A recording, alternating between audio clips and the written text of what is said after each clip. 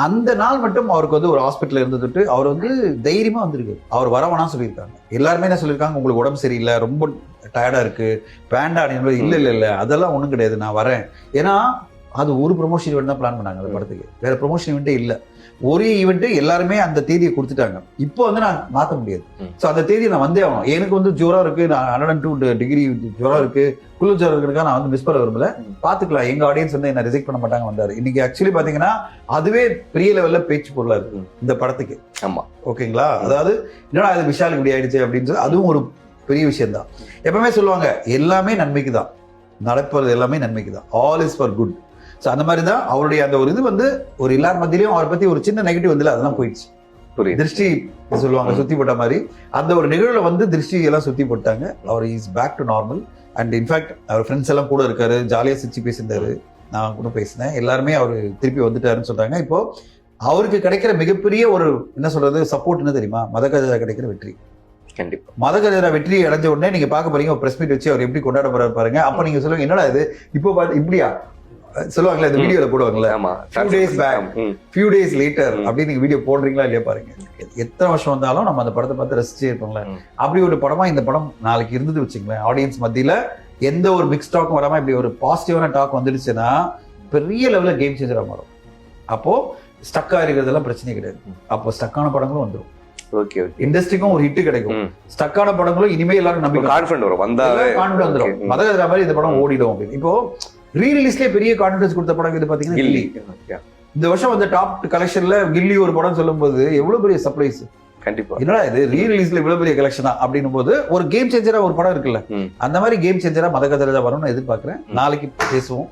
நாளைக்கு தான் அதனுடைய ரியல் ரிசல்ட் வரும். ஆடியன்ஸ் மத்தியிலும் கிரிட்டிக் மத்தியிலும் எப்படி ஒரு ரெஸ்பான்ஸ் வரதை பொறுத்து அந்த படம் இண்டஸ்ட்ரிக்கே கேம் சேஞ்சரா மாதிரி தான் வெயிட் பண்ணி. Is back nothing to worry. நான் நிறைய பேர் அவங்களோட ஃப்ரெண்ட்ஸ் மத்தியெல்லாம் பேசினேன், ஆஃபீஸ்ல பேசினேன். எல்லாருமே சொன்னாங்க அந்த நாள் மட்டும் அவருக்கு வந்து ஒரு ஹாஸ்பிட்டல் இருந்துட்டு அவர் வந்து தைரியமா வந்திருக்கு. அவர் வரவனா சொல்லியிருக்காங்க. எல்லாருமே என்ன சொல்லியிருக்காங்க, உங்களுக்கு உடம்பு சரியில்லை, ரொம்ப டயர்டா இருக்கு, வேண்டாம் அப்படின்னு. இல்ல அதெல்லாம் ஒண்ணும் கிடையாது, நான் வரேன். ஏன்னா அது ஒரு ப்ரொமோஷன் ஈவெண்ட் தான் பிளான் பண்ணாங்க அந்த படத்துக்கு. வேற ப்ரொமோஷன் ஈவெண்ட்டே இல்லை. ஒரு ஈவெண்ட் எல்லாருமே அந்த தேதியை கொடுத்துட்டாங்க. இப்போ வந்து நான் மாற்ற முடியாது. ஸோ அந்த தேதியை நான் வந்தே ஆகணும். எனக்கு வந்து ஜுரம் இருக்கு, நான் 102 டிகிரி ஜுரம் இருக்கு, குளிர் ஜுரம் இருக்குதுக்காக நான் வந்து மிஸ் பண்ண விரும்பல. பாத்துக்கலாம், எங்க ஆடியன்ஸ் வந்து என்ன ரிஜெக்ட் பண்ண மாட்டாங்க வந்தாரு. இன்னைக்கு ஆக்சுவலி பாத்தீங்கன்னா அதுவே பெரிய லெவல்ல பேச்சு பொருளா இருக்கு இந்த படத்துக்கு. ஆமா, ஓகேங்களா? அதாவது என்னடா இது விஷாலுக்கு இப்படி ஆயிடுச்சு அப்படின்னு சொல்லி அதுவும் ஒரு பெரிய விஷயம் தான். எப்பவுமே சொல்லுவாங்க எல்லாமே நன்மைக்கு தான் நடப்பது, எல்லாமே நன்மைக்கு தான், all is for good. So அந்த மாதிரி தான் அவருடைய அந்த ஒரு இது வந்து ஒரு எல்லார் மத்தியிலையும் அவரை பத்தி ஒரு சின்ன நெகட்டிவ் வந்து அதெல்லாம் போயிடுச்சு. திருஷ்டி சொல்லுவாங்க சுத்தி போட்ட மாதிரி அந்த ஒரு நிகழ்வுல வந்து திருஷ்டி எல்லாம் சுத்தி போட்டாங்க. அவர் is back to normal. And in fact அவர் ஃப்ரெண்ட்ஸ் எல்லாம் கூட இருக்காரு, ஜாலியா சிரிச்சு பேசியிருந்தாரு, நான் கூட பேசினேன். எல்லாருமே அவர் திருப்பி வந்துட்டாருன்னு சொல்றாங்க. இப்போ அவருக்கு கிடைக்கிற மிகப்பெரிய ஒரு என்ன சொல்றது சப்போர்ட் என்ன தெரியுமா? மதகஜரா கிடைக்கிற வெற்றி.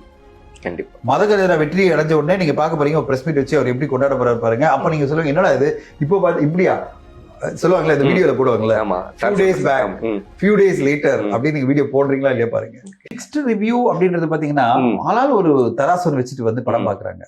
இப்போ அந்த தராசுல வச்சு பார்க்கும்போது அவங்களுக்கான ஒரு டிசப்பாயின்மெண்டா அது வருது. எனக்கு அதுல உடன்பாடே கிடையாது. எனக்கு வந்து ஒரு ஆடியன்ஸா நம்ம எப்படி படம் பார்க்கணும்னா, இப்போ வந்து நீங்க வந்து கேம் சேஞ்சர் எடுத்துக்கிட்டு வச்சுங்களேன், அது ஒரு தெலுங்கு படம், ராம் சரண் நடிச்ச ஒரு தெலுங்கு படம், நம்ம சங்கர் சார் டைரக்ட் பண்ணியிருக்காரு.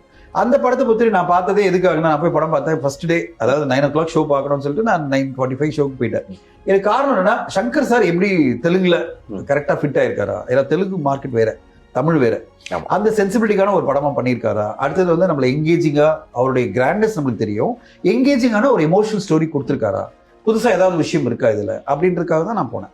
இப்போ என்ன பொறுத்தவரைக்கும் பார்த்தீங்கன்னா அந்த படத்தினுடைய கிராண்டியர், ஆக்ஷன் சீக்வன்ஸ், கான்செப்ட் எல்லாமே நிறைய பிடிச்சிருந்தது. ஓகே, சில விஷயங்கள் நம்மளுக்கு உடன்படாமல் இருக்கலாம், லாஜிக்கல் மிஸ்டேக்ஸ்லாம் நிறைய இருக்கலாம். பட் ஆனால் அதை வந்து நான் தமிழ் ஆடியன்ஸா பார்த்து கருத்து சொல்ல விரும்பல.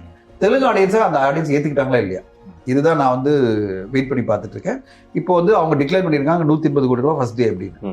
யாரு, வெங்கடேஸ்வரா சினி கிரியேஷன்ஸ் 186 கோடி ரூபாய் டிக்ளேர் பண்ணியிருக்காங்க முதல் நாள் கலெக்ஷன் சொல்லிட்டு. இப்போ வந்து அது பெரிய டிபேட்டே உருவாக்கி இருக்கு. அதாவது ட்ரேட் எல்லாமே என்ன சொல்றாங்க, என்னங்க இவ்வளோ அமௌண்ட் போட்டிருக்காங்க, 186 கோடி எல்லாம் இல்லைங்க அப்படின்னு ஆளாளுக்கு பண்றாங்க. என்னை பொறுத்தவரையும் இதுல நம்ம கமெண்ட் சொல்றதுக்கு எதுவுமே கிடையாது. ஏன்னா அவர் ப்ரொடியூசரா அவர் எவ்வளவு கலெக்ஷன் சொல்லி டிக்ளேர் பண்றதுக்கு அவர் உரிமை இருக்கு. அவர் டிக்ளேர் பண்ணியிருக்காரு. அப்போ இவ்வளோ பெரிய கலெக்ஷன் ஒரு படத்துக்கு வந்திருக்குன்னா அப்போ ஆடியன்ஸ் வந்து அந்த படத்துக்கு வந்து ஒரு வரவேற்பு கொடுத்துருக்காங்க தானே. ஸோ அப்படிதான் நம்ம வந்து ஒரு ஜட்ஜ்மெண்ட் பாஸ் பண்ண தவிர மிக்ஸ்டு டாக் நீங்க வந்து உங்க தராசை கொண்டு போயிட்டு தெலுங்கு படத்துக்கு போய் போடக்கூடாது என்னோட பாயிண்ட். அடுத்து நீங்க வணங்கான் எடுத்துட்டீங்கன்னா எனக்கு வந்து வணங்கான் படத்தை வந்து நான் பாலா சார்கிட்ட வந்து வேற விதமான படத்தை எதிர்பார்க்கல. நான் வணங்கான் மாதிரி தான் எதிர்பார்த்தேன்.